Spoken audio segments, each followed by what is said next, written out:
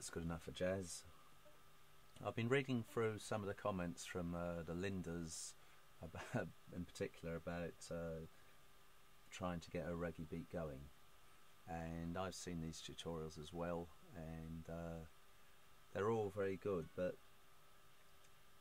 in their own way. This is how I would get people to learn to do a reggae beat. Right, so as you all know, it's a syncopated beat. It comes in the 2 and 4 beat. It's a syncopated beat with a twist. It's just after. So instead of being 1, 2, 3, 4, it's 1, 2 and 3, 4 and 1, 2 and 3, 4 and 1, 2 and 3, 4 and... So it's quite a short, choppy beat, stroke just behind the beat, the normal syncopated beat. Yeah, that's all very well and good. So if I'm going 1, 2 and 3, 4 and 1, 2 and 3, 4 and 1, 2 and 3.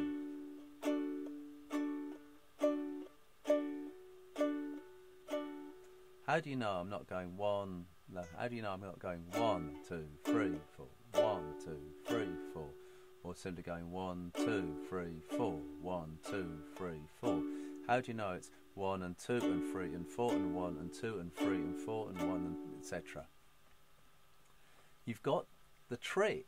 This is the in an ensemble, in a group, it's very easy. The drummer's tapping out the rhythm on the snare or the hi-hat, so you know that the listener knows, your ear knows when the start of the bar is, and therefore that the beat, these 2 strokes in the bar, are being delivered with a reggae time signature just after the 2 and the 4 beat. Now you've got to do that on your own. Now there's 2 basic ways of establishing the 1, 2, 3, 4 around which the reggae beat is playing, and I've just given away. The first one is simply to tap it out on your uke.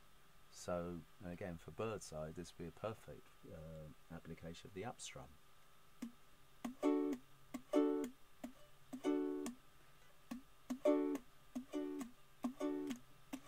Yeah, try and come up further up. So it's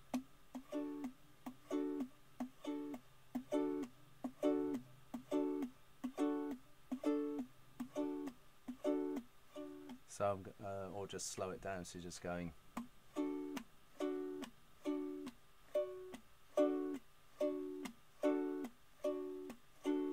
Your hands establishing the beat, and the upstrum is on the backbeat.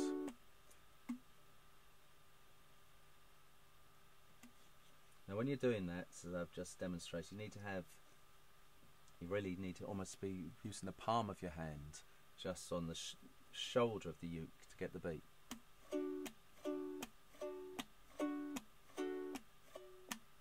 Because otherwise you're going to do what I was doing earlier on, it's missing the string.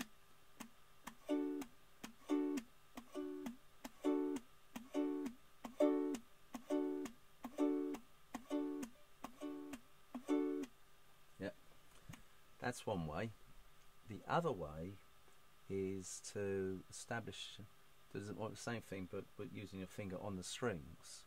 So I'm going up, up, down, up, down, up, down, up.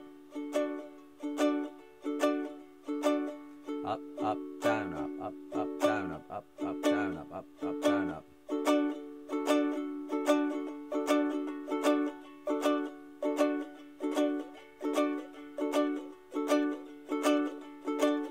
So those little brushes, those little upstrokes are establishing the beat, the 1, 2, 3, 4 beat, and the reggae strum or the reggae emphasis is coming on the downbeat.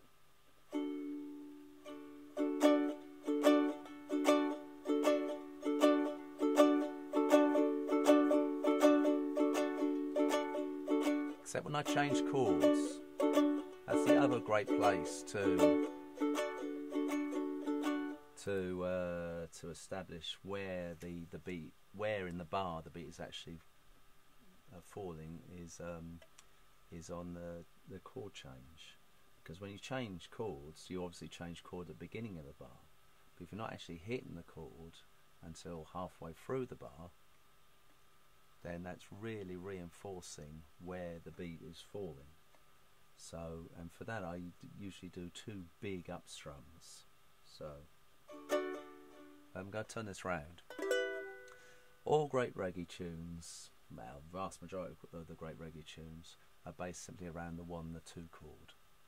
So I'm going to start with the 2 chord, in this case E minor. This is tuned, this uke is tuned to D, so this is an E minor. Okay.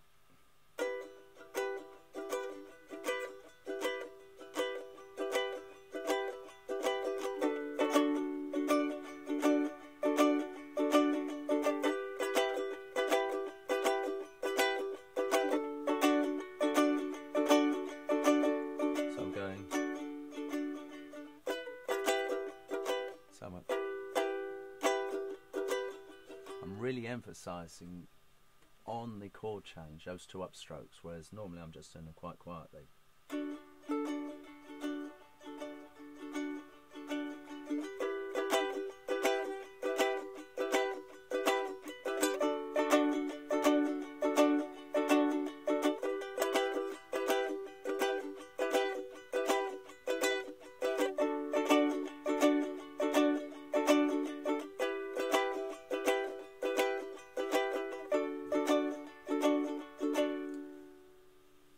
And that's been used, that chord progression is used in hundreds of reggae songs.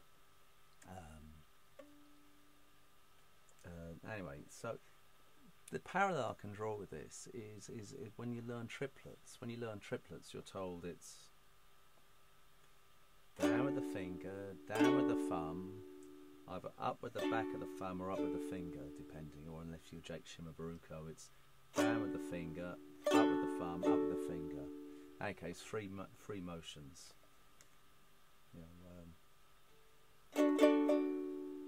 But it's not. It's actually 4 triplets, 4 beats, because you've got to finish off with. If you don't finish off with that downbeat, all you're doing is playing a fast waltz. You've got to have some way of establishing this is the beat that you're splitting into the triplet.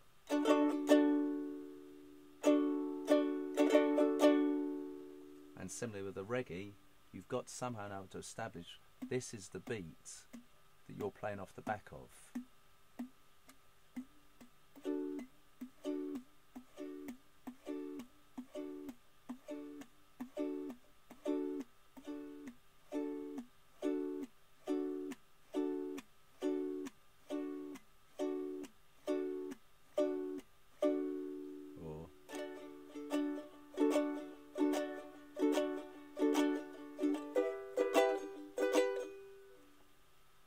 So that's you'll work it out and you'll work your own way to do it, but I think it's kind of, there's a shortcut, which is, remember, you've got to establish somewhere on what you're doing where is the start of the bar, so that you know, so the listener or knows that the beat that you're accentuating is coming on the reggae beat, which to say is the 2 and 4 and beat. So try that.